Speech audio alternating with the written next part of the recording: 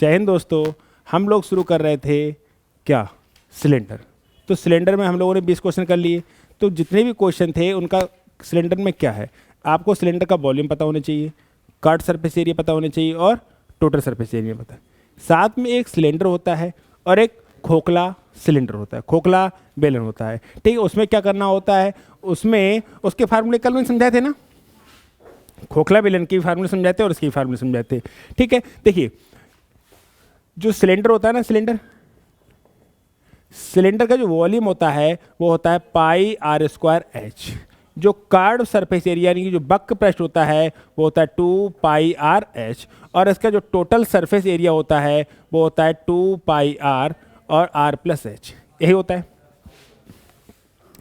कैसे होते हैं, क्यों होते हैं, इस पर बहुत डिस्कशन कर चुके हैं हम लोग, है ना।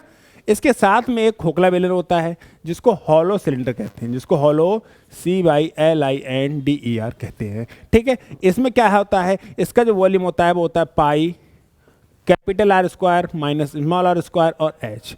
इसका जो कर्व सरफेस एरिया होता है, वो होता है 2 पाई आर प्लस आर और एच। यही होता है। इसमें क्योंकि दो रेडियस हो जाती हैं, एक अंदर की रेडियस और एक बाहर की रेडियस। साथ में इसका जो टोटल सरफेस एरिया होता है वो 2 पाई आर प्लस आर और एच तो होता ही होता है।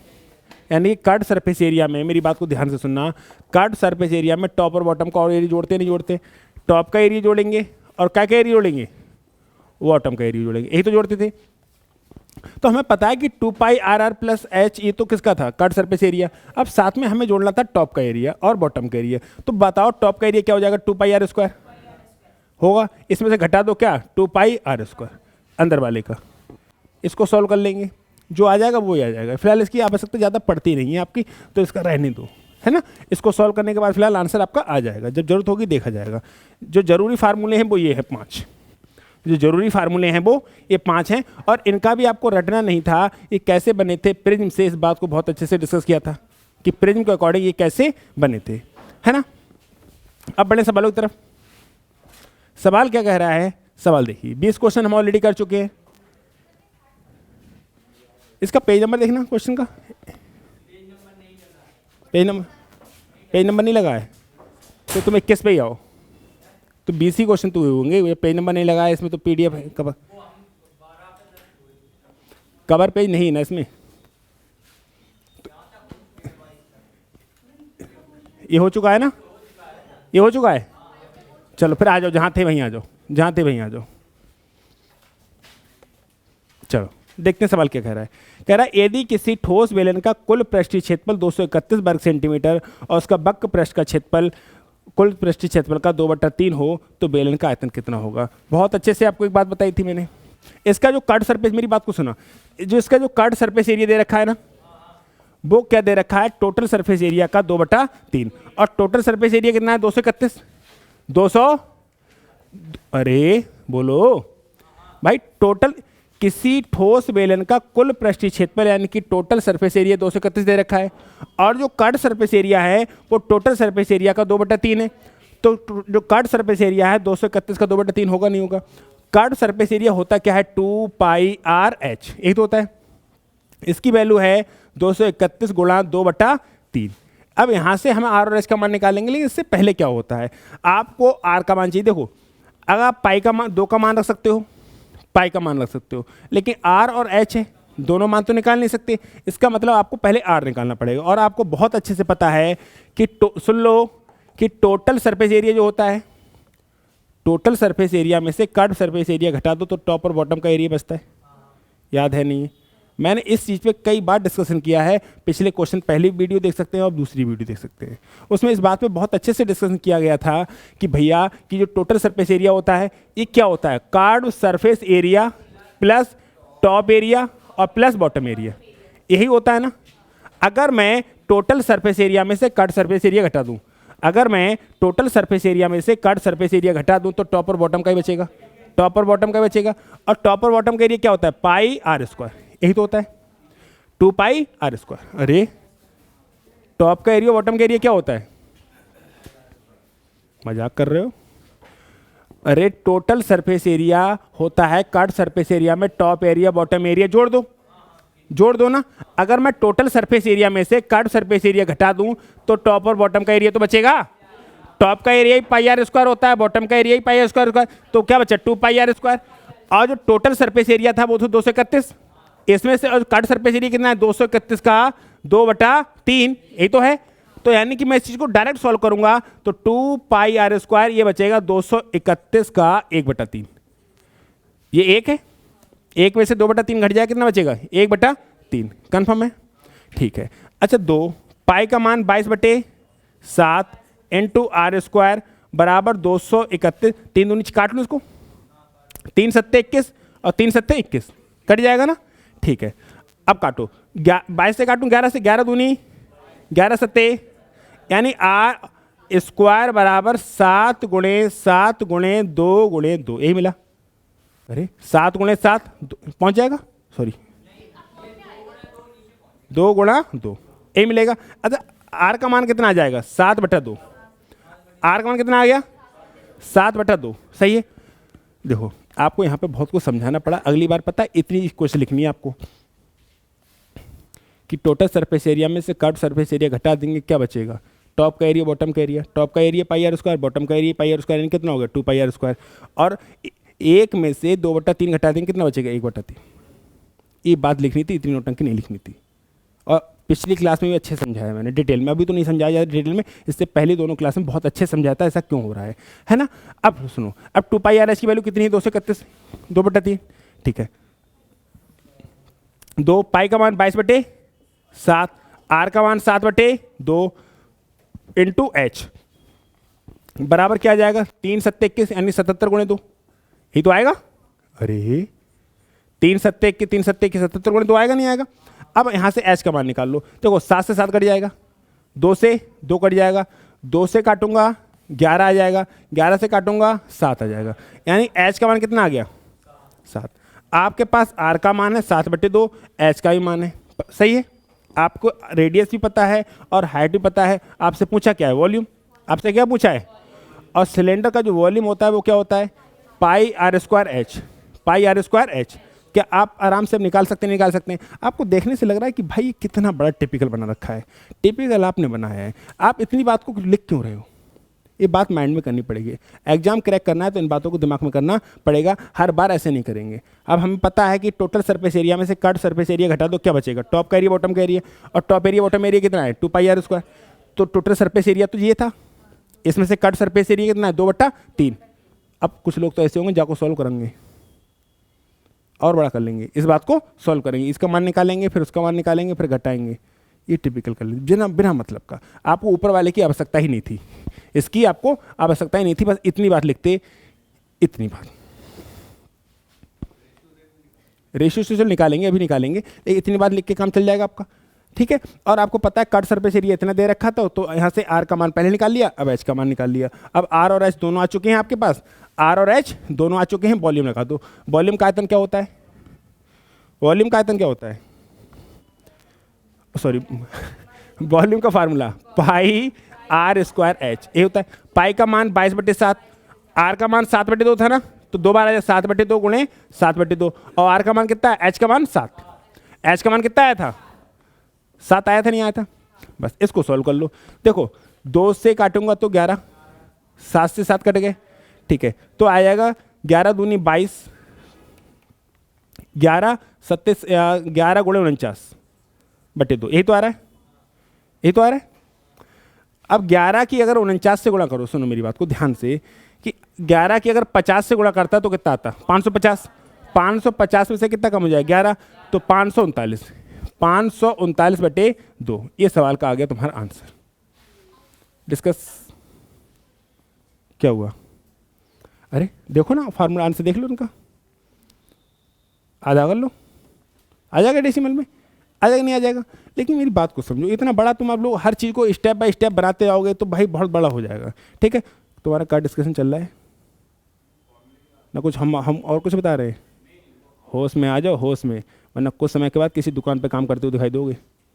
रियलिटी है, हम लोग बहुत बड़े टाटा बिरला की औलाद ना है, ना तो किसी के नाम में ज़मीन पड़ रही है, बाप के नाम में 50 बीघा है तो 4 बेटा है, 12.5 बीघा पड़ रही है, और 12.5 बीघा 4 ठिया पड़ रही है, दिन भर इंजन चालू करते रहोगे। अरे अगर 12.5 बीघे एक जगह ज़मीन हो तो अब भी कुछ कर लोगे, और 12.5 बीघे 4 जगह ज़मीन है नहीं है, तो कब बचा क्या है? क्योंकि बिजनेस है नहीं, कुछ है नहीं, क्या है कि दुकान पे अलावा और प्राइवेट जॉब में क्या 10-12 हज़ार रुपये, और किसी दुकान पे काम करने का 10-12 हज़ार रुपये, ज़िंदगी ख़त्म हो जाएगी, समझ लो। ये ज़िंदगी जो हमारी और इस समय मौका है ना, वो सिर्फ पढ़ने का है, ढंग से पढ़ लिया तो ठीक है, और नौकरी बाप की होती है, हमारी नहीं। कब तक खाएंगे वो पैसा? तो चीज़ों को समझो, एक बार जी जान से लग जाओ, जो होगा देखा जाएगा। लेकिन आप लोग कोशिश नहीं करोगे तो क्या होगा? कोशिश कर, हल निकलेगा, आज नहीं तो कल निकलेगा, निकलेगा ज़रूर। अब कोशिश ही नहीं करोगे तो कहाँ से हल निकलेगा? You got it? तो चीज़ों को समझो, ठीक है। तो हमने आर का मान निकाल लिया, एच का मान निकाल लिया, वॉल्यूम पूछा था पाई आर स्क्वायर एच, सॉल्व करके आंसर आ गया, सही है। आगे बढ़ो। अगला जो सवाल है, कह रहा है कंक्रीट के एक बेलनाकार स्तंभ जिसकी तल की परिधि कितनी 8.8 मीटर और वक्रपृष्ठ का क्षेत्रफल है इतना को बनाने में कितनी कंक्रीट लगेगी? कंक्रीट लगना वॉल्यूम पूछा है, क्या पूछा है? कंक्रीट के बेलनाकार स्तंभ जिसकी तल की परिधि, जिसके तल की परिधि, परिधि क्या होती है? हाँ, सरकमफ्रेंस, परिधि 2πr क्या होती है? जो परिधि दे रखी थी 2πr का मान कितना दे रखा था?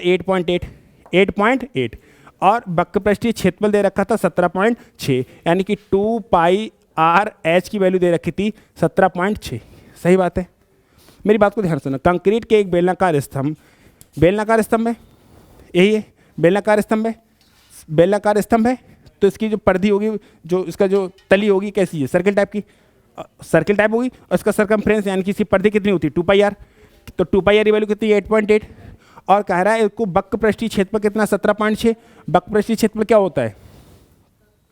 2πr/h। कट सरफेस एरिया क्या होता है? यानी 2πr/h का मान इतना दे रखा है। अगर आप समझ पाओ तो भैया इसका मान 8.8 है नहीं है, इंटू एच बराबर 17.6, तो अंधा भी बोलेगा एच का मान 2, एच का मान है नहीं है, है। अब सुनो, अब आर का मान यहाँ से निकाल लूँ मैं, 2, पाई का मान 22/7 इंटू आर बराबर 8.8। देखो 22 चौक 88.4 आएगा, नहीं आएगा? तो आर बराबर आएगा, 2 से कट जाओ 0.2, तो आर बराबर 1.4। कितना आ जाएगा? आर बराबर 1.4, और एच के बराबर कितना आ गया? 2। आर बराबर भी आ गया और एच बराबर ही आ गया। हमसे पूछा क्या है? तो अलग इसको बनाने में कितने कंक्रीट लगेगी, मतलब वॉल्यूम पूछा है, मतलब वॉल्यूम पूछा है। और वॉल्यूम क्या होता है? Pi R square H. पाई का मान होता है मेरे भाई 22/7, आर का मान है 1.4 इंटू 1.4। 2 बार क्यों लिखा है? क्योंकि आर स्क्वायर है ना। और एच का मान कितना दे रखा है मेरे भाई? 2। ये है सॉल्यूशन। अब इसको सॉल्व कर लो, 7 दूनी 14.2, तो आ जाएगा, मेरी बात सुनो, इसको नीचे करो थोड़ा सा, 22 गुणे 14 दूनी 28 दूनी 56, लेकिन पॉइंट आएगा 2 के बाद, पॉइंट आएगा 2 के बाद। 22 पंजे 110 यानी कि 1100, और 22 छंग 132, 1100 और 132 1232, तो 12.32, 12.32 डायरेक्ट आ जाएगा। तुम नहीं कर पाओगे क्योंकि तुम गुणा करोगे। मैंने 22 पंजे 110 कर दिया यानी 1100 हो गया, और 22 छंग 132 कर दिया, 1100 और 132 1232, 1232 आ गया, लेकिन पॉइंट कितनी बार लगेगा? 2 के बाद। और आप मेरी बात तो सहमत नहीं हो तो आप गुणा कर लो बैठ के, 12.32 सही है। अरे ऑप्शन दिख जाता है, ठीक है, लेकिन अभी ऑप्शन पे काम मत करो, अभी पता है फार्मूला ही नहीं, ऑप्शन के चक्कर में फार्मूला गायब हो जाए, है ना। आ गया, नीचे आ जाओ। क्लियर हुआ? देखो 2πr पैरामीटर दे रखा था, पैरामीटर दे रखा था 8.8, और 2πr की वैल्यू दे रखी 17.6, इसकी वैल्यू 8.8 थी, एच का मान आ गया, यहाँ पर हमने पाई का मान रख दिया, आर का मान आ गया, और हमसे वॉल्यूम पूछा था, वॉल्यूम क्या होता है? Pi R square H. सबकी इसमें कैलकुलेशन थोड़ी सी टफ हो जाती है, मेंसुरेशन में कुछ नहीं होता है, सिर्फ कैलकुलेशन थोड़ी सी टफ हो जाती है, हमारी आदत नहीं होती कैलकुलेशन करने की, फिर थोड़ा सा टफ हो जाता है मामला, यहाँ पर पेचीदा हो जाता है ना। आगे बढ़े हम लोग। अगला जो सवाल है वो क्या कह रहा है उसको देखो। कह रहा है 20 सेंटीमीटर लंबी एक खोखली बेलनाकार ट्यूब लोहे से बनी है और उसका बाहरी और आंतरिक व्यास इतना और इतना है, 8 और 6। सुनो, व्यास क्या होता है? डायमीटर। व्यास क्या होता है? डायमीटर, है ना।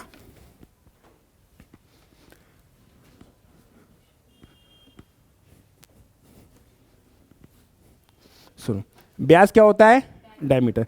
तो उसका बाहरी व्यास यानी कि 2r का मान 8 है, तो आर का मान कितना आ जाएगा 4, आएगा नहीं आएगा। और उसका आंतरिक व्यास कितना है 6, यानी कि 2r स्मॉल आर कितना दे रखा है 6, तो r बराबर कितना आ जाएगा 3। ये बात कंफर्म हो गई। आगे बढ़ते हैं। और उसकी लंबाई कितनी है 20, यानी h का मान कितना है 20, h का मान कितना है 20। कोई दिक्कत, कोई आपत्ति? h का मान कितना है 20, ठीक है। तो ट्यूब बनाने में प्रयुक्त लोहे का आयतन कितना है, बस ये पूछा है। अब तुम्हें खोखलाकार बेलना, जो खोखला बेलन होता है, हॉलो सिलेंडर होता है, उसका आयतन पता होना चाहिए। उसका आयतन क्या होता है, pi R square minus R square और एच, यही तो होता है। आपके पास स्मॉल आर है, कैपिटल आर है, एच है। क्या आपसे इनका मान रख के आंसर नहीं आएगा? आ जाएगा। चलो मैं निकाल के दिखाता हूँ। निकाल लोगे, सब कुछ तो पता है ना, सब कुछ तो पता है ना। करना क्या है, सॉल्व तो करना है, सॉल्व ही तो करना है। अरे भाई आपको पाई का मान 22/7, आर का मान, कैपिटल आर का मान 4, स्मॉल आर का मान 3। अरे कर ही देने, 13 में तो कर दूंगा मैं। 22/7, कैपिटल आर का मान था 4 तो स्क्वायर हो जाएगा 16, स्मॉल आर का मान था 3 तो स्क्वायर हो जाएगा 9, और इंटू 20, सही है, इंटू 20। तो सुनो, तो 22/7 और 16 में से 9 गए तो भी 7, गुणा कितना हो गया 20, 7 से 60 कट गया, 22 दूनी 44, 440 इज द सही आंसर। 440 का करंट नहीं है, 440 वोल्ट का करंट ना है, 440 आंसर है, इसका आयतन है। समझ में आया? बहुत ही आसान है, लेकिन लोग कैलकुलेशन नहीं करूंगा, मत कर कैलकुलेशन। जिंदगी भर 2-4 रुपए जोड़ा था, 250-300 की मजदूरी करता रहा। भाई कैलकुलेशन नहीं करेगा तो बड़े पैसे कहाँ से लाएगा? बड़े पैसे लाने तो कैलकुलेशन करनी पड़ेगी, वरना 250-300 पे लाओ, 300 रुपये कमाओ, 80 को पौआ, 20 का चखना, 100 तुम्हारे खत्म। बच्चे कितने 200, 200 में से 100 की सब्जी ले जाओ, 100 घर दे दो, बालकन, बात खत्म। ऐसी जिंदगी हो रही है भाई साहब। तुम दारू की भट्टी पे चले जाओ, जो 300 रुपये कमाते हैं वो लाइन लगा खड़े होते हैं, जाके देखो, वो 300 कमाते हैं भाई। वो देखो, अगर कोई अमीर आदमी कमाता है 10,000 तो 2,000 की दारू पिएगा, तो 10,000 में से 2,000 की दारू पी तो 20% खर्च किए। कितने खर्च किए? 20% खर्च किए। और गरीब आदमी 300 कमाता है और 100 रुपये उड़ाता है। इसका मतलब समझ रहे हो? यानी अमीर आदमी से ज्यादा खर्चा कौन करता है? गरीब आदमी करता है। सुनो, कितना खर्चा किया? 100, कितने में से? 3 में से। 100 रुपये खर्च किए कितने में से? 300 में से। खाली 33 सही है बेटा, 3%। और अमीर आदमी 2,000 की पिएगा भी नहीं, तो तुम्हारी ज्यादा मानी 500 ही मानो। अरे कितनी पिएगा, खाएगा क्या करे हो भाई? कितनी ब्रांड पिएगा, कितने ब्रांड पिएगा? 1,000 की मान लो, तब भी वो 10% खर्च करता है। तो ज्यादा दिलदार कौन है? गरीब आदमी। गरीब आदमी। अभी तो मछली भी लेके जाएगा साथ में। हाँ हाँ, समझ में आया नहीं आया? मुर्गा भी लेके जाएगा। हाँ,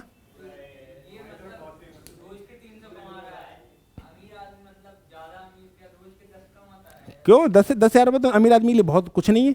एक एक चीज़ से आ रहे हैं तो 10,000 रुपये, बहुत दूर दूर से आ रहे हैं रुपये। ठीक है, चलो आगे बढ़ो, बढ़े अगले सवाल की तरफ, बढ़े। हेलो।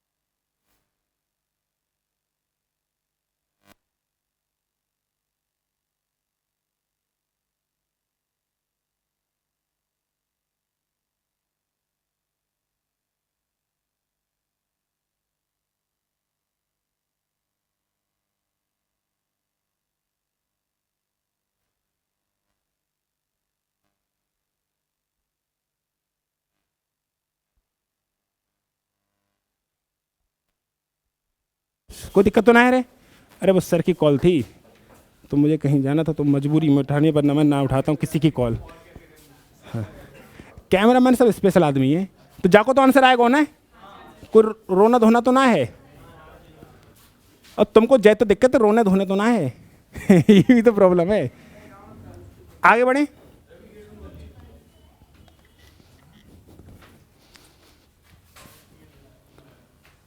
बढ़े आगे सवाल की तरफ बढ़े। देखिए, दो बेलनों का व्यास 3:2 के अनुपात में है और उनके आयतन बराबर है, तो अरे कितना आसान है। रुक जाओ, कितने आसान सवाल होते हैं। देखिए, डायमीटर का रेशियो 3:2 है, तो रेडियस का भी 3:2 होगा। तो यानी कि R1 और R2 3:2 ही होगा। अगर डायमीटर का रेशियो ये होता है तो इसका भी यही होता है, ठीक है। और उनके आयतन कैसे हैं? बराबर। हमें पता था कि अगर आयतन बराबर होते हैं तो R1 R2 बराबर H2 H1 होता है, या H1 H2 बराबर R2 R1 होता है। लेकिन क्या होता है, कहीं एक स्क्वायर होता है, कहीं रूट होता है। देखो, जब R1 R2 होता है तो इस पे चल जाता है रूट, ठीक है। और जब ऐसा होता है, H1 H2 की पावर पता होती है, तो क्या होता है? तुम समझ नहीं पाए। तुम इतना बात समझो पहले, और कहो तो 2 सेकंड लगेंगे।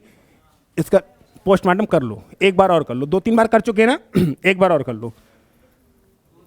B1 बराबर B2 होता है ना। B1 बराबर क्या होता है? इसका होता है पाई R1 स्क्वायर H1, ये होता है पाई R2 स्क्वायर H2। पाई से पाई कट जाता है, तो R1 बटे R2 का होल स्क्वायर बराबर H2 बटे H1 होगा। अगर R1 और R2 चाहिए मेरे को, R1 और R2 चाहिए, तो आएगा रूट के अंदर H2 और रूट के अंदर H1, यही आएगा। क्योंकि R चाहिए, R की R पे स्क्वायर होता है ना, तो इधर रूट चलेगा। और अगर आपको H1 और H2 चाहिए, क्या चाहिए आपको? H1 और H2, तो मिलेगा आपको, क्या मिलेगा? R2 का स्क्वायर और R1 का स्क्वायर। मिलेगा नहीं मिलेगा? ये बात का ध्यान रखना डायरेक्ट। अगर वॉल्यूम इक्वल हैं तो R और H में कई तरीके के क्वेश्चन पूछेगा। अगर वॉल्यूम इक्वल हैं तो R और H में कई तरीके के क्वेश्चन पूछेगा, कोई दिक्कत नहीं होगी आपको। तो H2 और H1 का रेशियो ऐसे आ जाएगा डायरेक्ट। अरे आ जाएगा, नहीं आ जाएगा? R2 का स्क्वायर। अब ऐसा मैं बताऊं, ऐसा हो क्यों रहा है? क्योंकि रेडियस होती है ना, तो रेडियस तो हमेशा स्क्वायर में होती है, रेडियस तो हमेशा है। और अगर रेडियस का मान निकालना है तो इसका स्क्वायर उधर जाएगा, नहीं जाएगा? तो उधर रूट चढ़ जाएगा। इस बात का ध्यान रखोगे तो भाई साहब स्पीड से हो जाएगा, वरना आपको हर बार बनाना पड़ेगा, अब R1 R2 का अनुपात 3 दे रखा था, तो H1 H2 चाहिए, तो भाई R2 की जगह कितना है? 2 का स्क्वायर 4, R की जगह कितना? 3 का स्क्वायर 9, 4 और 9 सवाल का आंसर हो जाएगा। 4 और 9 सवाल का आंसर हो जाएगा। ये वाली बातें थी, समझ पाए? कोई दिक्कत? अगला सवाल,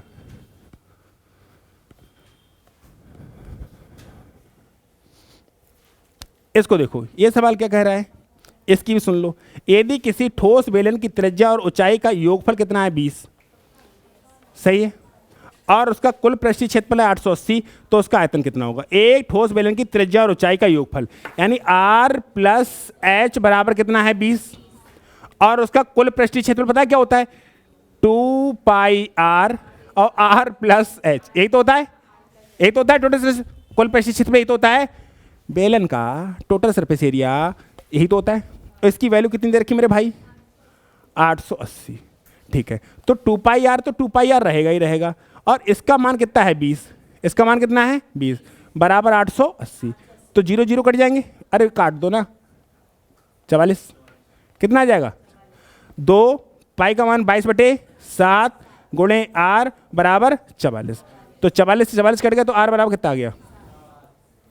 R बराबर, तो H बराबर 13। अरे R बराबर 7 है तो H बराबर, क्योंकि R प्लस H बराबर 20 है। अब तुम क्या पूछा है? वॉल्यूम क्या पूछा है? और वॉल्यूम क्या होता है? पाई R स्क्वायर H। अब R का ही मान पता है और H का ही मान पता है, लगा के निकाल लोगे। R का ही मान पता है और H का ही मान पता है, अब लगा के निकालोगे, अब कोई दिक्कत होने वाली नहीं है। आगे बढ़े। आगे बढ़े, आगे। सही है ना? सही है। अगला सवाल आपकी स्क्रीन पर क्या कह रहा है? समान मोटाई धातु के बेलनाकार पाइप का आयतन है 748, उसकी लंबाई है 14 और बाह्य त्रिज्या है 9, तो पाइप की मोटाई कितनी होगी? 1 सेंटीमीटर। कराया, सेम क्वेश्चन कराया हुआ है, कराया हुआ, सेम क्वेश्चन कराया हुआ, तो फालतू में टाइम खराब मत करो, है ना? सेम क्वेश्चन कराया हुआ है, अगर करके आ रहे हो पीछे से तो क्लियर है, हटाओ, कराया हुआ सवाल है। 15 सेंटीमीटर ऊंचे खोखले लंब वृत्ताकार बेलन की बाह्य और आंतरिक त्रिज्या इतनी और इतनी है। मतलब जो कैपिटल आर है ना, वो दे रखा है 6.75 और जो स्मॉल आर है आंतरिक त्रिज्या वो दे रखी है 5.25। ठीक है। और इसकी हाइट है यानी जो एच दे रखा है 15, एच दे रखा है 15, लंब वृत्तीय बेलन की बाह्य और आंतरिक त्रिज्या इतनी। यदि उसे पिघलाकर मूल बेलन की ऊंचाई की आधी ऊंचाई के बराबर का ठोस बेलन बनाया जाए तो ठोस बेलन की त्रिज्या कितनी होगी? एक बात बताओ, तुम सब लड़कियों को पिघला के, मान लो पिघला के एक लड़की बनाई जाए तो कितनी पतली बनेगी? इतनी पतली, इतनी मोटी बनेगी, पता नहीं कितनी मोटी होगी, कमरे में भी ना आएगी। सुनिए, समझो। तो तुम क्या चाह रहे हो, बनाइए दें? न क्या चाह रहे हो, बनाए दें? भैया बना दो, लड़कों को पिला दूंगा, भी बता रहा हूँ, अब बन जाएगा हल्क। हाँ, सुनो मेरी बात, सुनो मेरी बात को। किसी भी इसको धातु को, जैसे ये गेंद है, इसको पिघलाकर दूसरी कहाँ गई? यार तो ऐसी बातें करते हो, कहाँ गायब हो जाती है? लौटा ना। अगर इसको पिघला के ऐसी गेंद बना लो तो इसका आयतन, इसका आयतन, वजन, ये वजन तो बराबर रहेगा, वजन बराबर रहेगा नहीं रहेगा? अगर इसको पिघला, अगर वजन ठोस है ही, या ना हवा निकाल दी तो तुम क्या हो जाती हो? हवा निकाल दी तो बात अलग है। अगर ये ठोस हो तो इसको पिघलाकर इतनी मोटी बना दो तो इसका क्या वॉल्यूम बराबर होगा नहीं होगा? वजन बराबर होगा, बस वॉल्यूम बराबर होगा नहीं होगा? अब देखो पिघलाकर, सुनो, तो B1 और B2 हो जाएगा। सुनो, 15 सेंटीमीटर जो खोखले लंब वृत्ताकार की बाहर त्रिज्या, उसे पिघलाकर मूल बेलन की ऊंचाई की आधी ऊंचाई के बराबर का ठोस बेलन बनाया जाता है। तो आयतन बराबर होंगे। पहले वाले का आयतन क्या होगा? पाई R1, ये सुन लेना, खोखला बेलन है तो pi capital R square minus R square और H, यही होगा। बाहर चला गया, यही तो होगा मेरे भाई, यही तो होगा। और इससे पिघलाकर तुम ठोस बना रहे हो, क्या बना रहे हो? ठोस बना रहे हो। तो ठोस का आयतन क्या होता है? पाई R1 स्क्वायर और आधी ऊंचाई का, अगर इसकी ऊंचाई h है तो इसकी ऊंचाई h/2, यही तो कहा है। अरे यही तो कहा है, सुन लो। 15 सेंटीमीटर ऊंचाई के खोखला लंब वृत्ताकार बेलन की बाह्य त्रिज्या 6.75 और आंतरिक त्रिज्या 5.25। यदि उसे पिघलाकर मूल बेलन की ऊंचाई की आधी ऊंचाई का, अगर इसकी ऊंचाई h है तो उसकी ऊंचाई h/2 है, पिघलाकर ठोस बेलन बनाया जाए तो ठोस बेलन की त्रिज्या कितनी होगी? यही तो पूछा है। तो आप ये बात को समझ गए कि इसको पिघलाकर छोटी गेंद बना लो तो वॉल्यूम बराबर होंगे, वॉल्यूम बराबर होंगे। अगर वॉल्यूम बराबर होंगे तो इसका आयतन इतना है, उसका आयतन इतना है। अब वैल्यू रख दो, पाई से पाई, एच से आर का मान है 6.75। तो यहाँ पे पता है क्या करना? आर प्लस आर कर लेना और आर माइनस आर। कहूँ तुम्हारे दिमाग में आ जाए 6.75 को स्क्वायर कर लो और 5.25 को स्क्वायर कर लो, मर जाओगे, कंडे काले हो जाएंगे। तो इसको कर लो आर प्लस आर और आर माइनस आर, और उधर क्या बचेगा? सिर्फ R1 का स्क्वायर और बटा 2, जो 2 बटा ही ना जाओ, ये तो बचेगा 2। आर प्लस आर करूंगा तो 5 और 6 11 और 1 12, अरे 5 और 6 11, इन दोनों जोड़े तो 12, और घटा दो तो इसमें से घटा देंगे तो कितना मिलेगा? 1.5 बराबर R1 का स्क्वायर। ठीक है, तो 12 गुणे इसकी गुणा करेंगे तो 3 बराबर R1 का स्क्वायर। तो R1 का स्क्वायर बराबर 36 हो गया। तो R1 कितना आ जाएगा? 6। तो उसकी त्रिज्या कितनी होगी? 6। वॉल्यूम इक्वल होने चाहिए थे। अरे क्या इक्वल होने चाहिए थे? वॉल्यूम क्या इक्वल होने चाहिए थे? वॉल्यूम। अरे पिघला के अगर ठोस बेलन बना रहे हो तो वॉल्यूम इक्वल होंगे नहीं होंगे? जिसको पिघला रहे हो उसका वॉल्यूम इतना होता है पाई R square minus R square H, और जो बना रहे हो उसका आयतन ये है, क्योंकि खोखले को पिघला रहे हो और ठोस बना रहे हो तो खोखले बेलन का आयतन ठोस बेलन के आयतन के बराबर होगा नहीं होगा? लेकिन हो क्या रहा है कि इसकी ऊंचाई आधी हो गई। एच ना दे रखा होता तो भी कोई फर्क नहीं पड़ता, दे रखा है तो ठीक है, नहीं दे रखा तो भी कोई दिक्कत होती नहीं। समझ पाए? सही है। 30 क्वेश्चन निपट गए। सही है, हाँ निपट गए। मिलेंगे हम लोग नेक्स्ट क्लास में। स्वस्थ रहिए, मस्त रहिए, पढ़ाई करने में व्यस्त रहिए। 30 क्वेश्चन हम लोग निपटा चुके हैं। ठीक है, नेक्स्ट।